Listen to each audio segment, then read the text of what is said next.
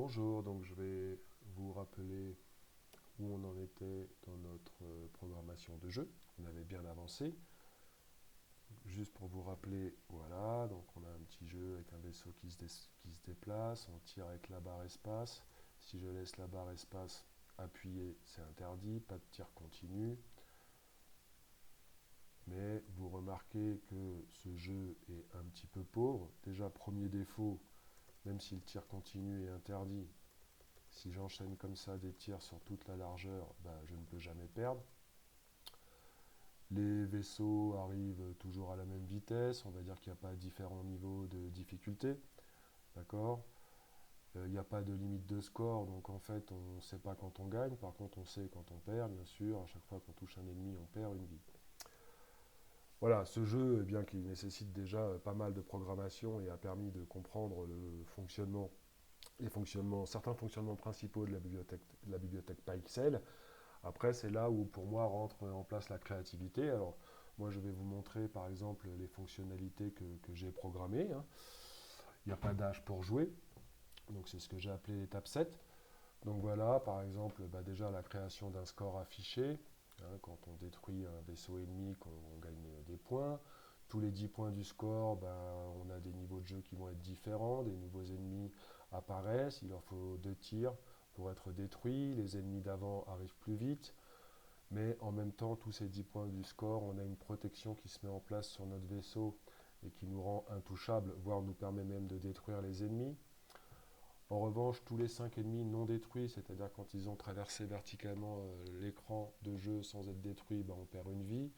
Et la limitation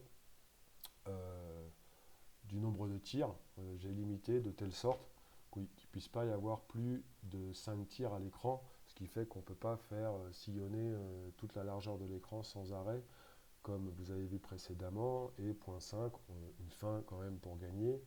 On gagne si on atteint le score de 70. Et vous allez voir que là, ça commence à être un jeu intéressant à jouer. Donc voilà, on est parti. Donc là, on est comme à la fin de l'étape 6, hein. Jusque-là, il n'y a pas de changement. Mais vous voyez que par exemple, justement, là, je ne peux pas appuyer sans arrêt sur la touche espace parce que je suis limité au niveau des tirs.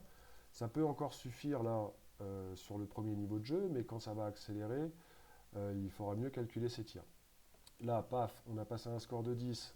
Là, on ne le voit pas bien, mais j'ai des nouveaux ennemis qui sont arrivés parce qu'ils étaient superposés. Alors, les anciens ennemis, les verts, là, ils arrivent un peu plus vite. Et les autres, il faut 2 tirs. D'accord. Là, je vais arriver à un score à 20. Ah, j'ai ma protection. Trop tard parce que j'ai détruit plein d'ennemis. J'ai pas pu utiliser ma protection. Là, hop, voilà, ça compte pas. Ok. Ça peut servir. Là, lui, je vais peut-être l'avoir. Hop, c'est en plein sur ma protection. Boum, boum, paf. Est-ce que je vais arriver à 70? J'ai ma protection, je vais l'utiliser ici. Voilà, je suis chaud au niveau des vies là, parce que j'en ai sans doute laissé passer pas mal. Tiens, là, je vais utiliser ma protection. Ce sera toujours ça de prix. Là, oui, il commence à arriver vite. Et voilà, j'ai sauvé l'humanité. Je suis super fier. Voilà, et ben ça déjà, c'est du travail, hein, vous voyez. Parce que si vous regardez un petit peu notre étape 6, vous avez à gauche ici les lignes de code. Bon, l'étape 7, hein, c'est un petit peu monté en puissance. Ok. Mais c'est un super travail. Pour pas vous mentir, je pourrais améliorer ce code. Il y a sans doute quelques parties qui sont un peu spaghetti. Ok. Mais j'étais tout content quand même d'avoir réussi ces améliorations. Et c'est là où, pour moi, la créativité rentre en jeu et où ce concours La Nuit du Code peut être très rigolote. Peut être très rigolo, pardon, au niveau apprentissage de la programmation. Voilà.